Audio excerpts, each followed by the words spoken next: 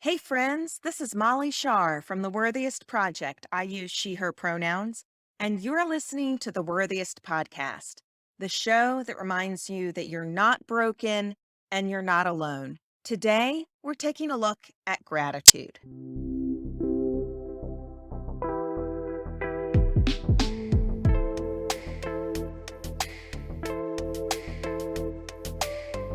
I have a bit of a complicated relationship with gratitude. It sounds strange because it's such a basic concept, right? And it really can be boiled down to appreciating what we have. And from a mindfulness perspective, I love it. I love being still and opening my heart and being grateful for the many things I have going on. And there is a lot of research out there that gratitude is really good for you. It means that you have more positive emotions, including hope. You get better sleep, increased resilience, increased creativity, more compassion and kindness, and less entitlement, hostility, and aggression, better decision making skills, lower blood pressure, stronger immune system, and just overall well being and life satisfaction. Professor Robert Emmons, a psychology professor who is a well known scientific expert on gratitude, says gratitude makes us appreciate the value of something. And when we appreciate the value of something, we extract more benefits from it. We're less likely to take it for granted. He says gratitude allows us to participate more in life. We notice the positives more, and that magnifies the pleasures you get from life. Instead of adapting to goodness, we celebrate goodness. Here's another way to consider the benefits of gratitude. There's something known as the happiness set point. This basically means that each person has a genetically determined predisposition for happiness. So there's some research out there that looks at lottery winners and people who became paralyzed as the result of accidents. The research basically shows that in the long term, it didn't matter which group people were in terms of happiness. You kind of default back even when really good things or really bad things happen. But here's another interesting finding. People who regularly practice gratitude can increase their happiness set point, that default set point, by about 25%. That's a big jump. It's also incredibly powerful to be on the receiving end of gratitude. There's some interesting emerging science out there that shows that when we are in a state of gratitude, our heart's rhythmic activity has a certain smooth, ordered pattern. When we are physically near someone, say within 5 feet or so in a conversational space with someone, our hearts can transmit information through their electromagnetic signal. And here is where it gets really interesting because the other person's brain rhythms can be influenced by our heart's magnetic signals. So when we are in a state of gratitude, our heart can transmit that to the other person's brain. This helps explain that heartfelt connection that is somehow beyond words when gratitude is experienced and then received. How wild is that? Okay, so I started by saying that I have a complicated relationship with gratitude. And then I just gave you all these reasons why gratitude is so fantastic. What's going on there?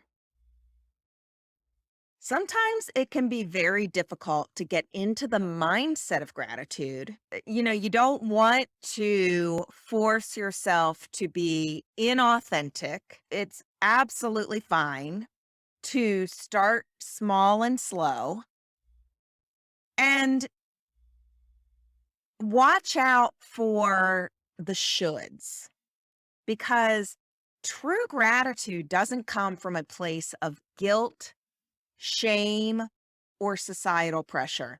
And this is where I bring a lot of baggage into gratitude. I grew up hearing you should be grateful for whatever, fill in the blank. You should be grateful. And I have learned over the years that voice in my head, that inner critic, has weaponized gratitude. It has made me feel like I needed to be grateful as opposed to feeling grateful because I had it so much better than other people that being grateful was a moral obligation as recognizing my privilege, not that we would have used that language at that time, but that I was lucky to have what I did, that I owed the world something because such gifts had been bestowed upon me. You hear this sometimes in the language of, you need to share your God given gifts. The work I have done around gratitude is in removing all of that should language and getting back to the mindfulness practice. Another thing that I have noted is that forced gratitude is part of the toxic positivity we find all too often on social media. I don't want you to feel like it's a competition or that you need to curate your emotions. There is no hashtag gratitude that I want people to get in and emulate. It is far more about mindfulness and authenticity than it is about, look at how lucky I am. So, what does building a meaningful gratitude practice actually look like? One of the best ways to practice gratitude is through journaling. Some people will keep a separate gratitude journal. Some people will keep a sort of dedicated corner of their daily journal page to make a short gratitude list. You might just put it on a sticky note and leave it on the bathroom mirror. You might do that and take a picture on your phone that you can pull up whenever you're feeling a little dip and you just want to recenter a little bit. You also might make a practice of posting gratitude on social media. And I know that I just said, don't feel like that is something you have to do. And I am not contradicting that in the least. Do not feel like it is curated, insta perfect, hashtag gratitude. However, there are places for this. And in fact, I founded a Facebook group in 2018 with the idea that people could share their simple or even more complex moments of gratitude. And it grew pretty quickly to more than 1,000 people. And it's still active today. In fact, it's moving onto the Worthiest Project platform to give it even more features.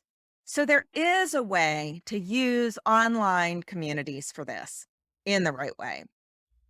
There are also some wonderful guided meditations focused on gratitude. Some people will use prayer this way.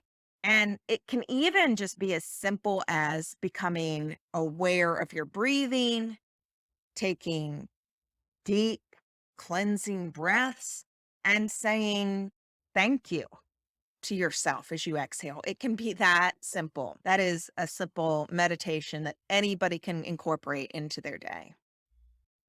So, gratitude shows up as a personal core value for many people.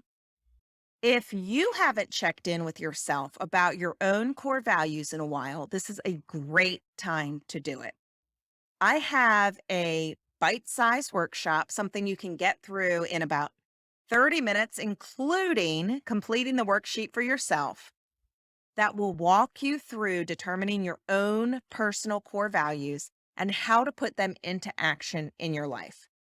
It's really a fantastic little workshop. I learn something about myself every single time I do the exercise, and you can get it for free right now on my website at worthiest.org/values. Okay, that's it for today. I'll be back next week. And until then, I'm Molly Shar. I'm grateful for you. And this is the Worthiest Podcast.